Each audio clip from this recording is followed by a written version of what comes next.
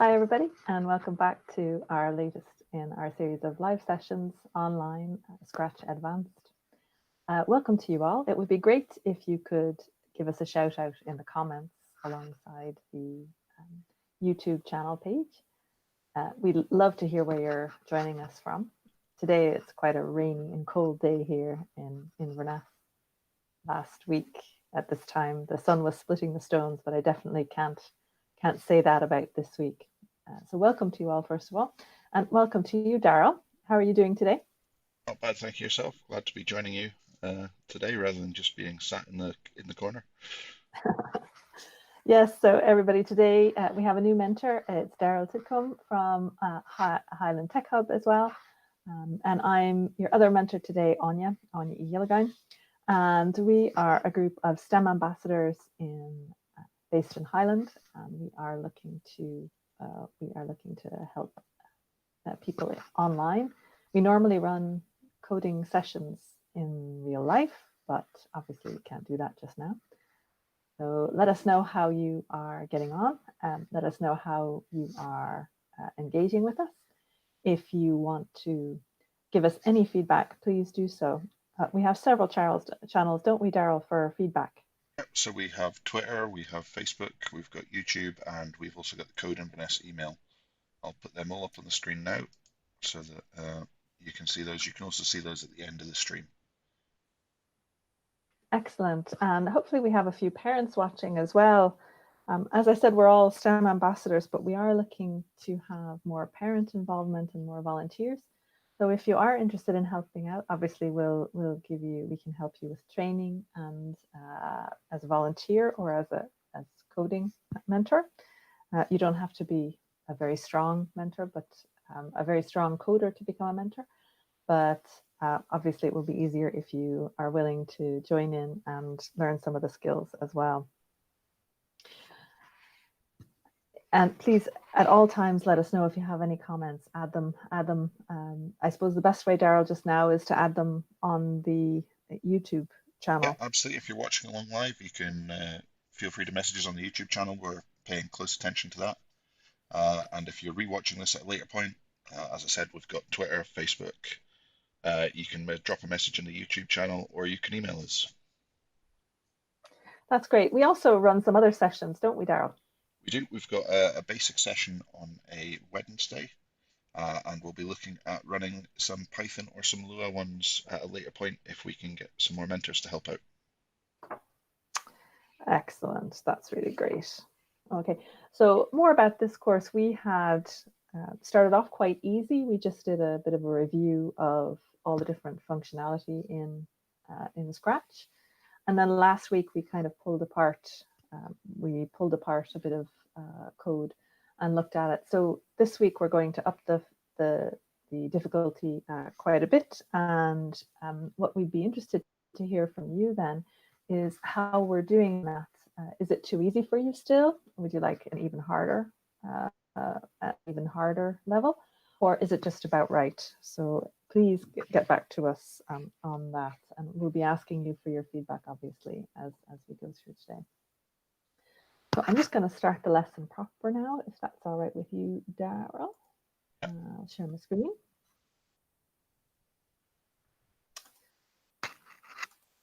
And we can then get working on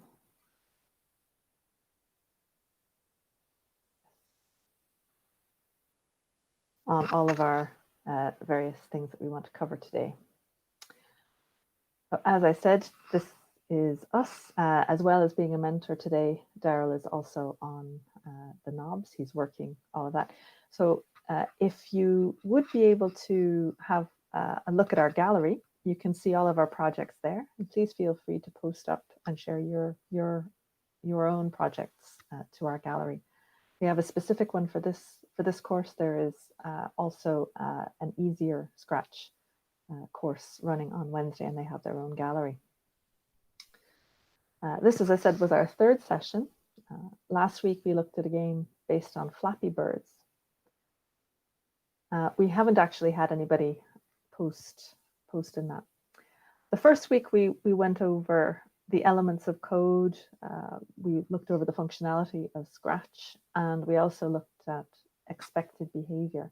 So in other words, looking at a bit of code, what do you want it? What do you want it to do? What do you think it should do? Last week, we also looked then at modularizing your code a bit, commenting on code. And we also looked at repeating and if loops. So how can you improve your code and make your sprites do different things? Normally what we do is we ask you to watch and listen. We'll ask you to think and code things up or answer our questions. And you can then ask any questions, but feel free to ask any questions during the presentation on the YouTube channel. Monitoring all the other channels as well, so you can ask your questions wherever is most convenient for yourself. For sure. So today's session, we're going to be looking at a project that we have posted up on our projects page. So if you'd like to click on that, or if you'd like to go to that link, I don't know, Daryl, is there a way for them to click on that link? Yeah, that link is in the video description, and okay. I'll put it in the chat as well, just to make sure everyone's definitely got it. That's what we'll be working from today. The focus today will be on broadcasting. So some of you may have already done this before. We'll be looking at creating variables. And we'll be also looking later on at planning your code. And I don't know, Daryl, do you spend a lot of time planning your code? I probably spend as much time planning code as I do actually coding. It's a really important thing to do to make sure it's doing exactly what you want it to do. Yes, I think I probably spend more time planning my code because I'm potentially not as good at thinking it through in my head unless I've got it out on a bit of paper. Or I've somehow worked it out. What we're going to be doing, I'm going to demonstrate some code, and then we're going to try and recreate what is being done there. So as well, that will help us review what we've been doing in previous lessons. And just before we begin, I put this up last week, and I'm putting it up again because a lot of what we're animating is using an optical illusion. So for example, Daryl, when we make someone walk, but we don't have a video to show them walking, how can we do that? Well, if we move the character along a little bit and then swap the costume for one that's in a slightly different position. Yeah, exactly. So that's effectively an optical illusion. So we use a lot of these to animate things. For example, a two-dimensional picture to make it look like a three-dimensional picture, or to make things look bigger or smaller and move across the screen. So, and the other thing I think we'll find useful today is our coordinates. So our coordinates in Scratch on the canvas, or sorry, on our stage. Where do we have the 0 coordinates, Daryl? Well, the 0 coordinates in Scratch, I think, are right in the middle of the canvas. That's it. That's exactly right. Yeah. So if you want to tell a sprite to be somewhere, you have to remember that 0, 0 is right in the center of the canvas. And then if I said, if I gave the sprite, say, 10, 10, so the x coordinate is 10 and the y coordinate is 10, where would it be then?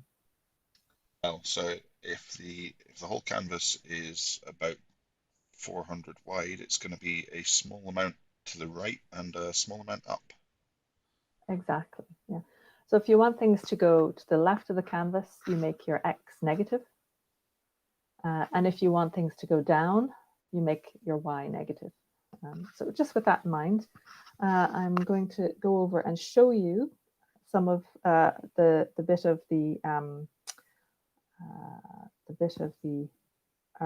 particular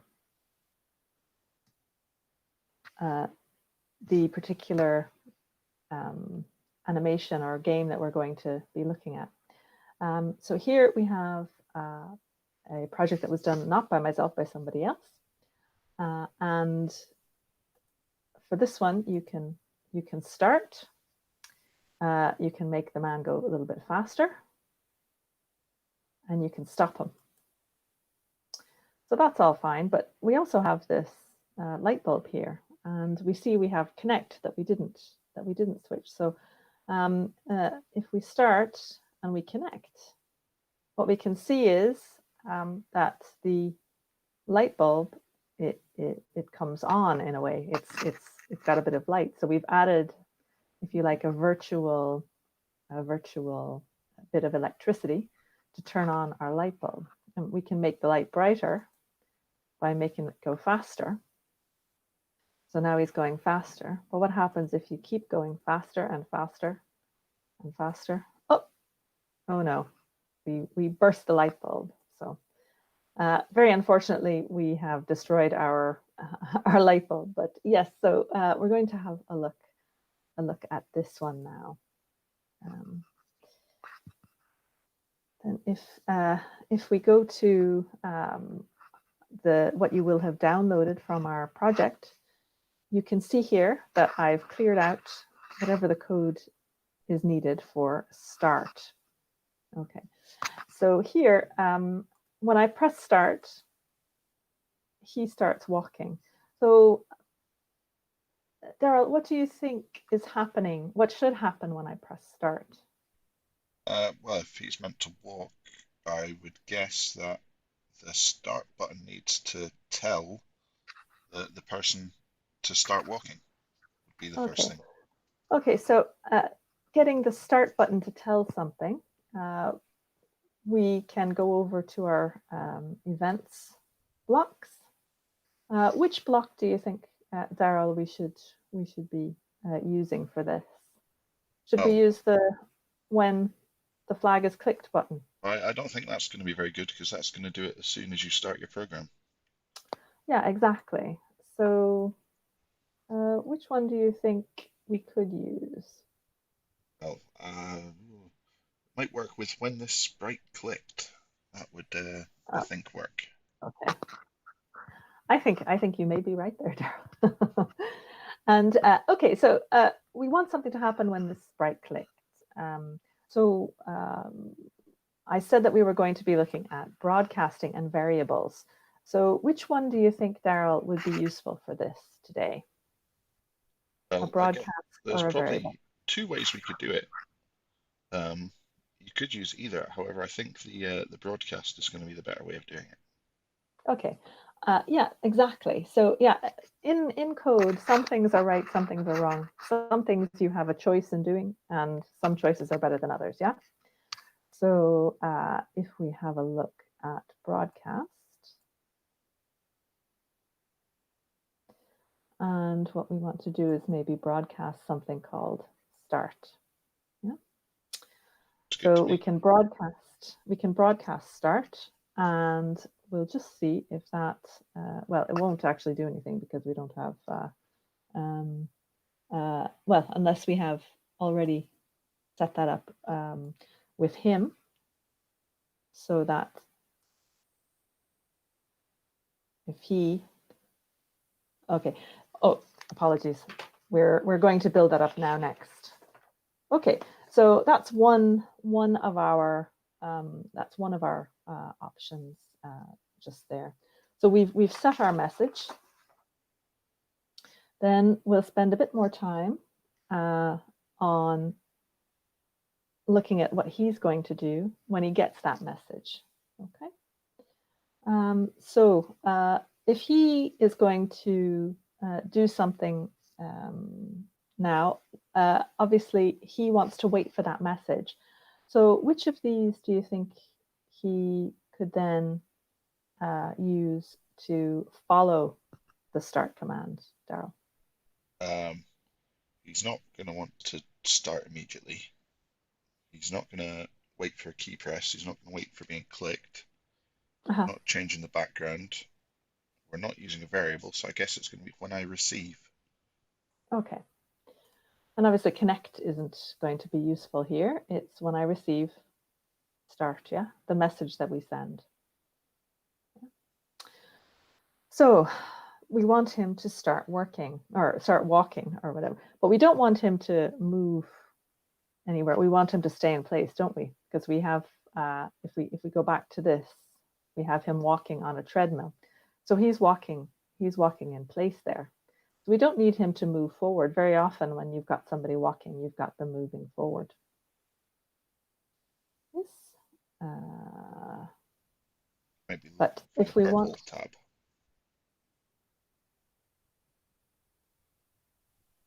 Okay, so what do you think he should do now? Well, if you don't want him to move, you just want him to change costume, you probably want Okay, to use the switch costume, but you'll need to see what costumes you need. okay, exactly. We'll have a look at his costumes. So we've got quite a few costumes.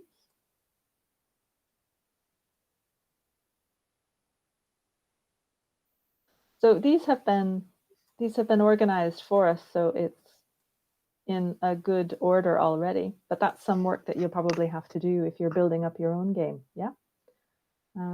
So the costumes are pretty much in order, so that when he goes through and walk, if they weren't in order, what could you do, Daryl, to change them around? So you would need to reorganize them, which I believe you can do with dragging and dropping. Yeah, exactly. Yeah, so we can, if we don't like the order, we can change the order. But that order is pretty is pretty good. Yeah. To make you look like you're walking pretty well, you do need a few costumes, don't you? Yeah, I mean, with any animation, the more pieces you have in it, the smoother it's going to look. Exactly.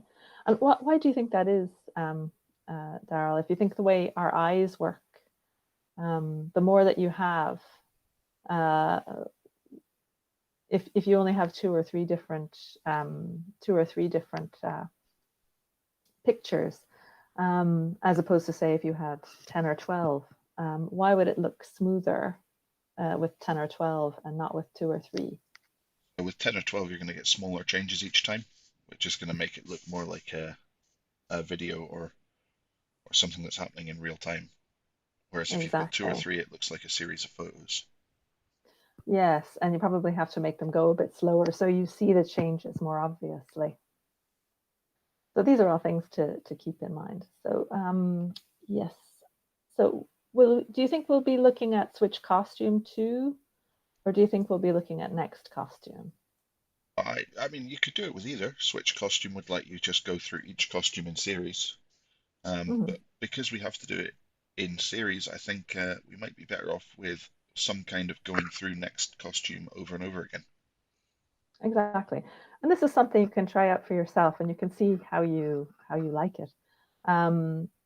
You can also, sometimes one of the things you might do is start by switching costume and go through the whole series, see how it looks, and then you can put the costumes all in the right order and then just go next costume, switch those all out to next costume.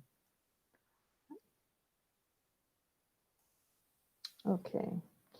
Okay, so when I receive start, let's just run that and see what happens.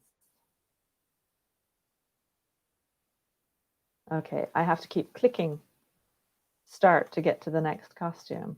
And that's one way to do it, but that's a bit boring for the user, isn't it? So to get him to walk, we have to keep clicking. But let's say I wanted to make him keep walking when I've clicked start. What could I use there? And I think we may have something from last week Yeah, that I would help think if I remember last week, didn't we touch on some loops that were maybe could do what we want them to? exactly. So exactly. So um, what loop do you think we'd like to do for this? Because we have some there with repeat forever. I think we probably want to just keep doing this, which would Okay, be so forever. that's a But then forever loop then. And we probably want some kind of delay in there to stop it just switching costumes ridiculously quickly.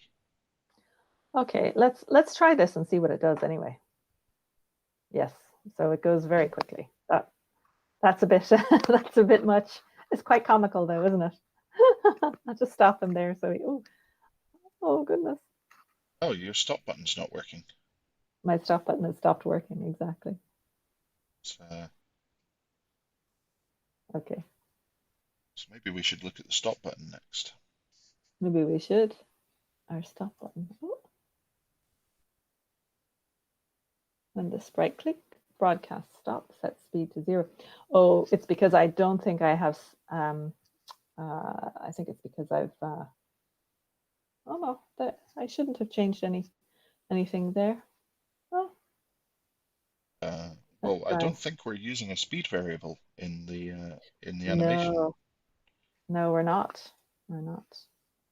We're not using variables just yet. Okay, so if we go back to our chap here, let's see if we can sort some of that out. Okay, so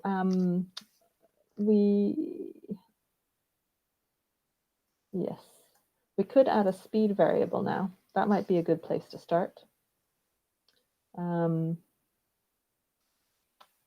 So let's see. If we want to add a speed variable, we want that to be going throughout the whole of the code. So maybe we can start as we did before with the green flag. So you'll see we have a speed variable there. We have two variables in this project. You can make another variable, anything that you want to make. And that variable, let's say we could say running, for example, and you could say you want to keep it for all sprites or for no sprite and just leave that there.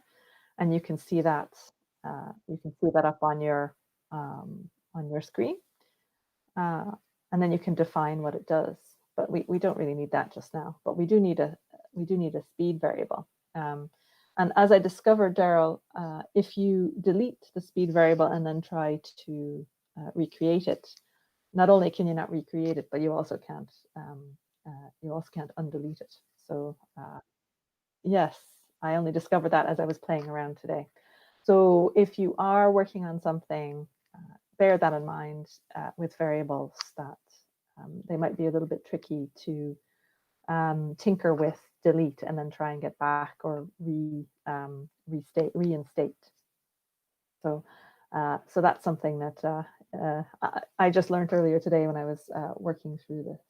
Okay. So when we click the green flag, we don't want to make the poor chap stress himself out and start running straight away.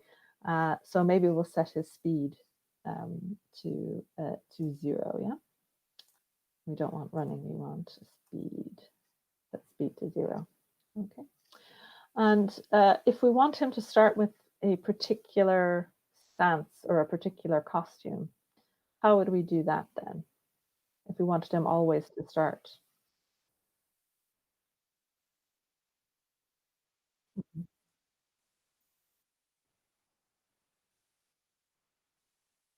Yes. Okay. And we can choose whichever one we like. So maybe we'll say B. So that may be B. We'll see. That is B. Okay. Okay, so there we go. But you could switch it to whatever you liked. Let's see. Yeah, so you could start them like that, but that looks a bit silly.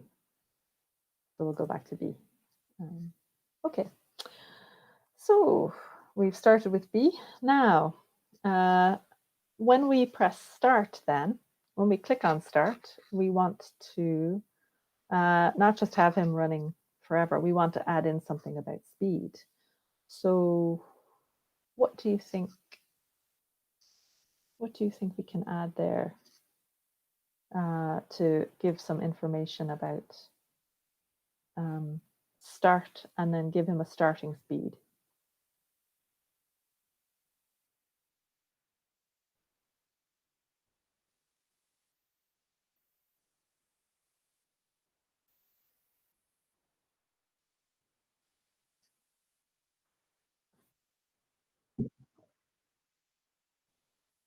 Okay, Daryl, I think you're running a little bit ahead. But yes, no, you've actually cracked it. You've cracked the whole thing there for us. Yeah, no problem. Oh, sorry, I So, don't think anyone actually heard what I said. I think I was still muted there. oh, okay, So, okay, right here. apologies. No problem. So if we set then the speed, when I receive start, let's say we make him walk, or let's say we'll give him a speed of 10. Pamela's just confirmed I was still muted there. Oh, okay, right here. So that's great, guys. So Daryl has been telling us, he's been giving us, he's cut straight through. He's seen the response, or he's seen the way to fix the whole thing, but nobody heard it just yet. So that's perfect. Okay, so we have our uh, we have our um, uh, our, our costume change fixed. We have our speed fixed. But I don't know if that's going to change very much. So let's just run that and see what happens.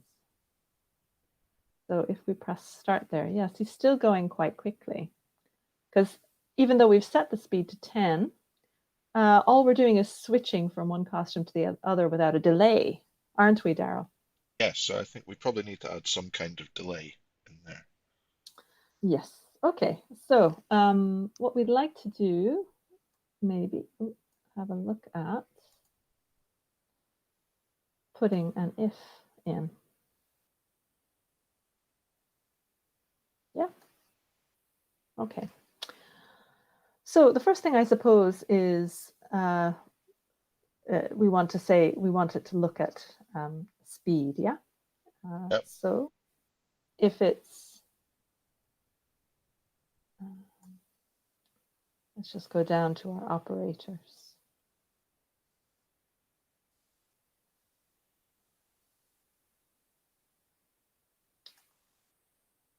Okay.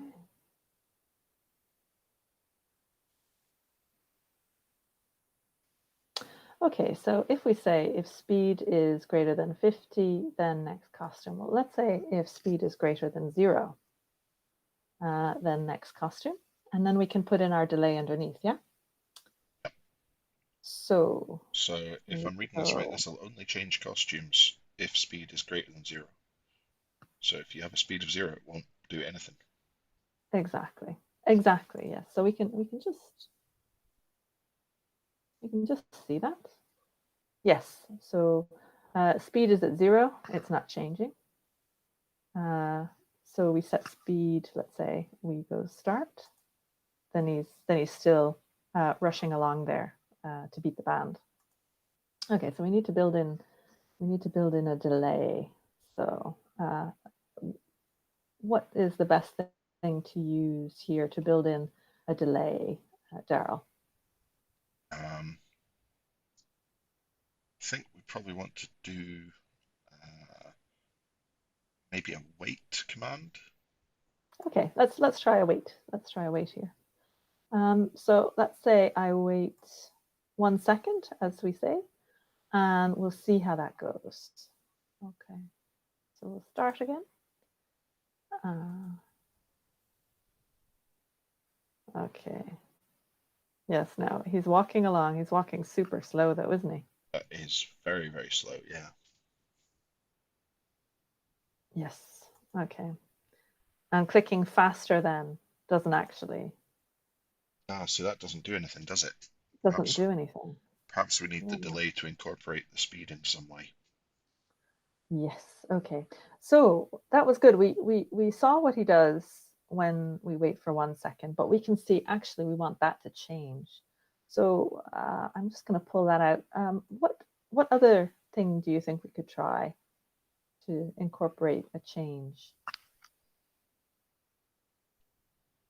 We could. I think I liked the wait. Is there I another think way that to wait?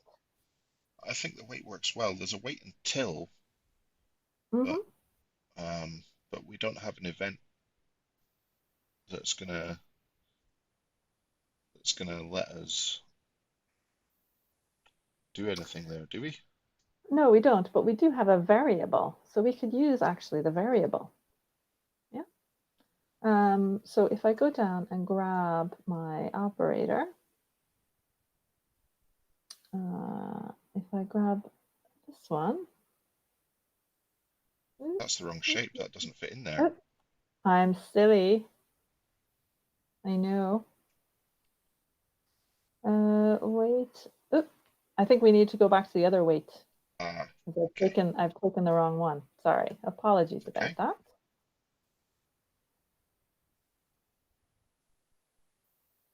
Go back to our operators. You're dead right. I needed to get the right shape in.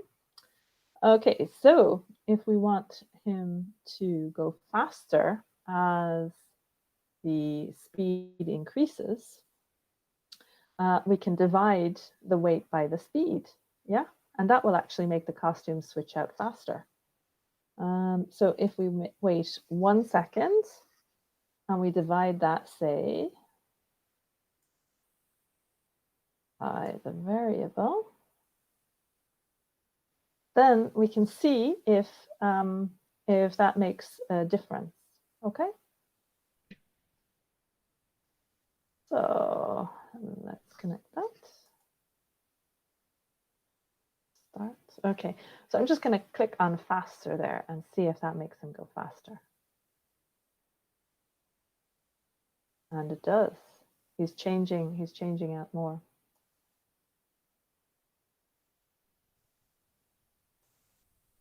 Seem to be going faster, yeah. Yeah. Okay. So he goes faster and faster and faster. Okay. That is fantastic now. So do you have any questions just now, Daryl, or any comments to make? No, I mean, I'm happy. I've not seen anything in the chat, so if anyone's got any comments, feel free to send them to us. But I think we can carry on for now. Okay, that's great. And yeah, please do send us your comments, and especially let us know if you think it's getting good for your level of understanding, if it's still too easy, or if we're hitting that level just right for you. Okay, so when we have a look at that sort of thing, it can be difficult looking at this, Daryl, if you don't plan things out. So when you're planning your code, Daryl, how do you normally do that? What's the process that you normally use? It depends on the type of code I'm going to do. If it's fairly simple, I'll just write down the instructions in a list. But if it's anything more complicated than that, I'll write a small flowchart to go through that what needs to happen when. Yeah, that's great, Daryl. I use a few different tools, and like yourself, depending on what exactly I have to do, I'm just going to switch over to our to one of the tools that I use. And this is Lucidchart. Can you see that okay, Daryl? Yeah, I think everyone should be able to see that now. Yeah, so one of the things that you can do is you can work out what you want the code to actually do. And when things change, what things do you want to happen? And then that makes it much easier for you to work out what your code needs to do when you write it. It also helps you to check if there's anything missing, if you've skipped over a step, which is easy to do, especially when you're starting out. If you're trying to code something new as well that you haven't coded before, it can be quite easy to miss things. And having it out on a flowchart, you're able to see, oh, I've missed something. You're also able to see, if you switch one thing, what other things will be affected down the line. That's something that's very, very easy to forget. I don't know if you've sometimes forgotten that, Daryl. You've gone and you've changed something, maybe up here, and it's had an effect maybe down here that you forgot to check. Yeah, no, and you I've may have to change. there's been a few times I've done that.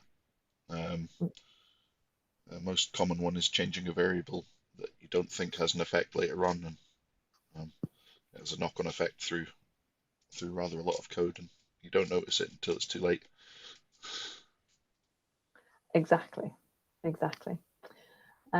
So that's one of the things that I use, but you can also use paper and sticky notes or just drawing things out. A whiteboard is also useful, but some of these online tools, Lucidchart, you can get a free account, so that's something that's very useful to get. For more complex code, um, it, it's not as useful because you can't really see things on the page. To get an overview of everything, it needs to be really small, but it can really help for some things. Okay.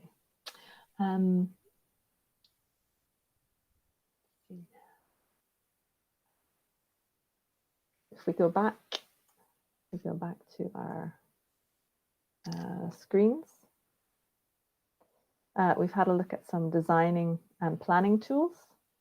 And we've set up a poll as well so that you can give us some feedback on how you found the level of this class. Did you find it too easy, too difficult, or just right? And we'd love to hear from you just now or afterwards on that. Would there be anything else that you'd like to try out on this project, Daryl? I hadn't actually planned to do anything more in terms of building up code this week, but we can have a look at doing something now if you'd like to. If you'd like to focus on anything else or any of the other functionality that we were looking at in it.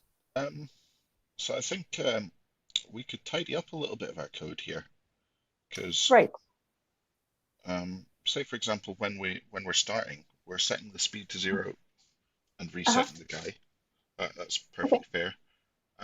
But because our speed is because our walking is based on our speed, we don't Uh-huh. actually need to receive the start command for that. Okay. I don't Okay. think. I think we might be able to tidy that up slightly. So do you think we could remove start and Um, add this to our code? Is that what you're saying? Maybe remove the set speed as well. Okay. The second one. Oh,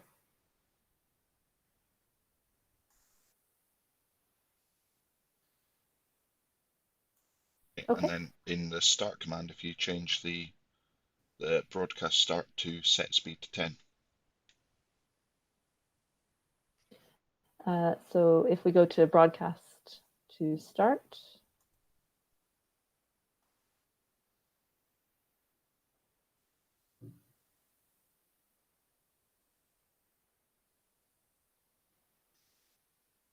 okay, let's see how that works.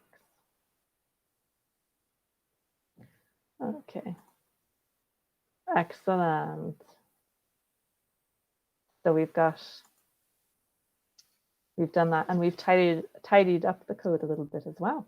Yeah, That's I mean, excellent. so we can take that a little bit further. So we could remove that broadcast start, which is no Okay. longer needed. And then we have one more minor problem, which is if you start the code and set his speed to maybe 40, Uh-huh. and then you hit start again, it'll reset his. No, sorry. If you leave that at 10, Okay. so if you start him walking and hit faster a couple of times, Okay.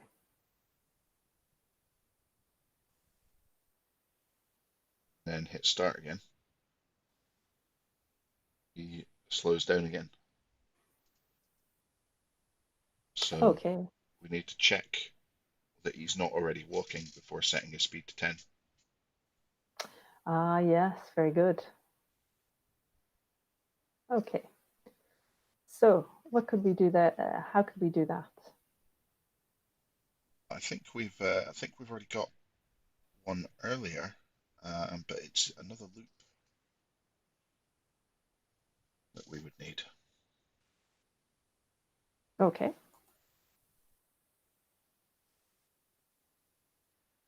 Yes, I think we probably need an if loop. Okay.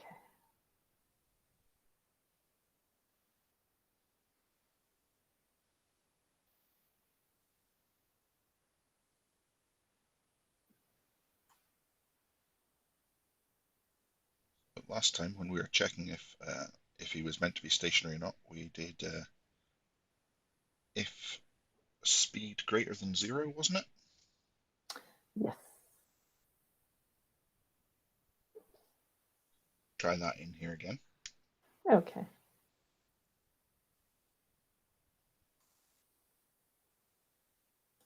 If speed greater than 0. Then we can set his speed. Oh no, hang on a minute. I think I've got this the wrong way around.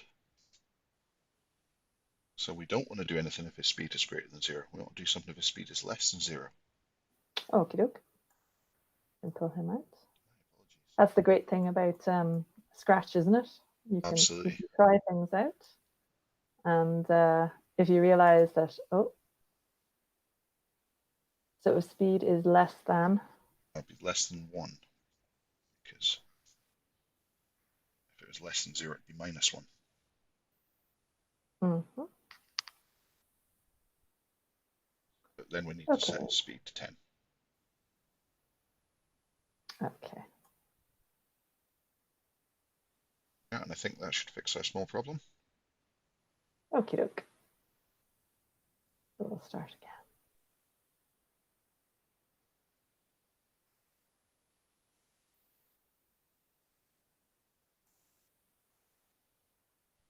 Excellent.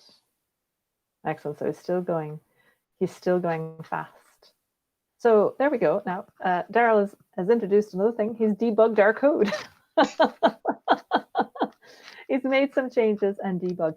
And that's one thing that's really important to do, isn't it, Daryl? So if you start making changes, you have to think, well, what are the implications of that? Absolutely. What happens if... Like we had there, where just removing the broadcast alone wasn't enough to fix the problem. There was a few other small tweaks that need to be made. But if you don't think about those small tweaks, you can actually introduce a bug by doing what you think is tidying up. Exactly. Exactly. It's so easy to do. And that's another reason why you need to kind of, even if you don't write things down, you need to plan it out in your head. And my head may be slightly smaller than yours, Daryl. I can't really see that much in terms of functionality when unless I've actually written it down. So it's really useful for me. I know do the more to write stuff down. Well, the more you do it, I think the easier it is for you to see all the implications. But it's still very easy to miss things, and that's exactly how that happens, isn't it? Yeah, I mean, and it's simple things like less than or greater than that we almost made a mistake with there. That can be quite easy to do. The symbols look very similar. Exactly. And even if you think you've done something, you may have actually done the opposite. That's something I do all the time. So the way I get around that is I just test everything and I go back and keep looking to see how does it affect the behavior of the code then, and is it doing what I want it to do? Yeah. Yeah. You can also plan out and say what it is. You know, you can do a story for yourself at the start and just say, what would you like to happen? Who are the characters, and what would you like to happen as a sort of a starting point. And I think we might start with that then next week, Daryl. What I'd like to do, if you are all interested, is to take your suggestions and to take your interests and maybe code something all together to set up a game or some kind of an animation or a story of some type. If you want to send us your information, or your preferences, we'll send you in the show notes. We have this poll, and if you want to tell us If you want something easier like a ping pong game, that's perfectly fine. We can do that. That's still got quite a lot of functionality, and we can work on that together. But if you want to make some other suggestions, we're really open to that. And I hope that you will let us know what you're interested in. Absolutely. Maybe We'll be taking a look at this later on in the week, so you've got plenty of time to make a decision, absolutely, even if you're watching absolutely, this after the fact that we've been live. exactly. Daryl, can I just check with you? Have there been any comments since we were last talking? No, we had a few comments about the audio problem I had, but other than that, that's the comments have been pretty quiet. I'm hoping everyone's paying attention Okay. and doing some code for themselves. Okay. Yes. And so over to you. Do you have any other questions? Do you have any other questions? Those of you who are with us watching online, please let us know. And otherwise, we might just go back and have a look at another couple of things here. I mean, we haven't actually looked at the bulb at all.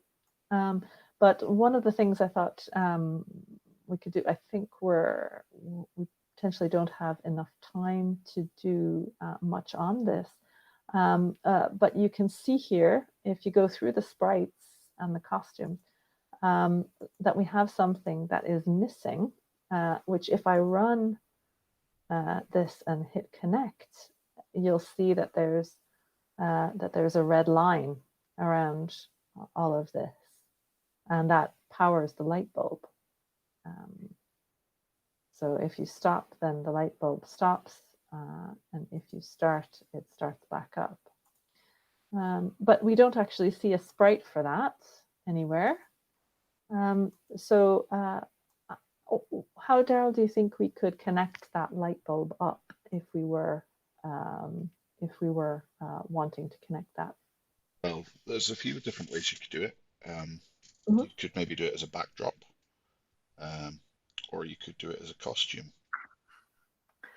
Exactly. So what he's done here is, and it took me a while to find it when I was looking at this, but it's actually based on this little tiny sprite here, just this little tiny sprite here. Ah, So and he's used a pen to draw. that's And something I this, didn't even think about. That's a great idea. yeah, exactly. So he has given he's given it a few. He's given it. Uh, I mean, that's why I've added in the X and Y coordinates, because you can see if you're going to be drawing and you're going to draw across the whole of the canvas, you are going to need all of your X and Y coordinates. Yeah, you're We gonna need could, to know exactly where you go to and where you've come from. yeah, and I think one of the things as well, you have to think about layers, and we haven't actually talked about layers at all. Uh, Layers are quite often important in front end development and front end coding. Maybe not so much if you're working on the back end. But what do you think when you see a layer, Daryl? What do you think that is talking about? Well, I would guess just based on the wording that would be what goes on top of each other, That's exactly it. Yes. almost So you like a can sponge cake where you've got multiple different layers. exactly. So you can put things to the front or to the back, and that just means that when they appear, you can hide them in behind or bring them to the foreground. Yeah. He's actually done this with a pen, and he's drawing literally point in direction and go to X. So he's drawing the link between. So you've got to, you see here, you've got to have a good idea of your X and Y coordinates. So for example, if we changed a few things there, if you changed, say, the direction to 180, and we just pressed connect. Oh no, it I hasn't think you'll need changed to anything. change your coordinates, your direction, or because you're using go to instead Yeah. of move X amount forward. Yes, yes. So, sorry, I'll change that back. Say if I go to 100 instead of, see what happens there. Yeah, so it does change the, it just change it slightly for others of them. I change that back to 120. You can see it's a proper box now. So you can change things. I don't know, Daryl, can you make things not turn in a square? How would you do that? So to do that, you would need to slowly change the direction as you move. Yes, Because exactly. there's no intrinsic circle or intrinsic curve, so you would need to have effectively what's a many-sided shape. Yes, so that's something quite quite maybe not so complex to do or too difficult to do, but it would take a lot of steps really. It takes a bit of So thinking about and think about how that loop needs to occur to make sure exactly. you're not pointing in entirely the wrong direction. And also to make sure that you come back to where it is you want to go. I would imagine. So yes, that is very very good there. We could also see if you wanted to change the color.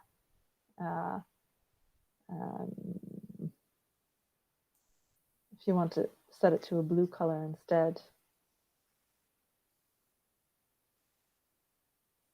you can do that. And you can make it bigger and smaller, I think, and that would make, what do you think that will change? I'm going to guess that's the number of pixels the width of the drawing is. So 10 is going to be really bold. That's right. So you can play around with a lot of these things. And just offhand, where do you get the pen from if you're starting a new a new project and you want to get the pen? You won't see the pen anywhere. How do you? So as we did with our voice synth last week, you need to add it as a module, as an extension. Exactly. Sorry. Yes, as an extension. So yes, that would be one of the things that you can do. So I think it would be great if you guys wanted to go ahead and remix this this remix, or if you want to do something similar where you're connecting something up, where you're making something go faster or slower. It's up to you. It's up to you really, and please feel free to add things into the into our gallery. Absolutely, we'll give a shout out of any interesting projects or projects that caught our imagination every week. So Exactly. feel free to add stuff to the gallery. We'll be happy to look over it and delighted to see what you've got. Absolutely delighted. How are we doing for comments, Daryl? Are there still no other comments, or has anybody? Julie's thanking us for a great lesson. All right. Oh, that's good. Other than that, I'm not seeing anything else coming in at the moment. Okay. Okay. So once you've all done the quiz, please go ahead and make sure you've answered the poll, and please feel free to do that anytime during the week. Both of them are in the Obviously, video description. they'll be in the video description. So if you get a chance to do that, generally I will be thinking about this lesson starting usually after this lesson today. I start planning for the next lesson, but we won't be making anything set in stone until literally a few hours before the next one. So if you do have any good ideas, even if at a late stage, we are perfectly happy to have those. And depending on how you like these lessons, obviously it's not necessary for us to stop after just doing one project. We can do others. So any of your ideas are welcome, and your feedback at all times. We'd love also to see your own projects and any remixes you want to do. And make sure to share that. As always, you can email us, Facebook, Twitter, and YouTube. We'll listen to all your comments and really, really enjoy your feedback. So make sure to drop us any feedback you have. Absolutely. So today we looked at building up functionality, deciding what it is we want the functionality to do. We looked at broadcasting. We reviewed loops, and we also added variables. So I think next week we'll start with a bit of planning, and we will then build up functionality as we go. It would be great, as I said, to hear from you on that. And I suppose my last question to all of you out there listening is: did you sign up for Moonhack? The period where you can register is over, but if you've registered and you still haven't participated, remember to do that so you can be part of the big that global effort to hack your way to the moon. We'd love to hear as well if you're doing that type of project or any other types of projects. Let us know. Send us the information and engage with us that way, and we can let you know about that. And as I say, parents, it'd be great to have your input as well, and just make sure, since we are online, that if your kids are engaging with us, you know who they're engaging with, you have access to emails and direct messages, and just keep an eye on that at all times. So I think that's just about it from us. We'll be back next week at 2 p.m. Do you have any final comments, Daryl? Oh, I think that was a great project, and did some really interesting new stuff there, and I'm hoping there'll be a whole bunch more new stuff next week. Yeah, and thanks so much, Daryl, for your suggestions on how to improve code, because I think it's maybe step one to try and look and listen, step two to try and recreate or to figure things out, step three to build new things yourself. But it's really important to try and understand how to improve your code, how to recognize bugs, how to eliminate bugs. But it's always worth remembering that no code's ever perfect. There's always some way that it can be tweaked to run slightly better or slightly more optimally. Exactly right.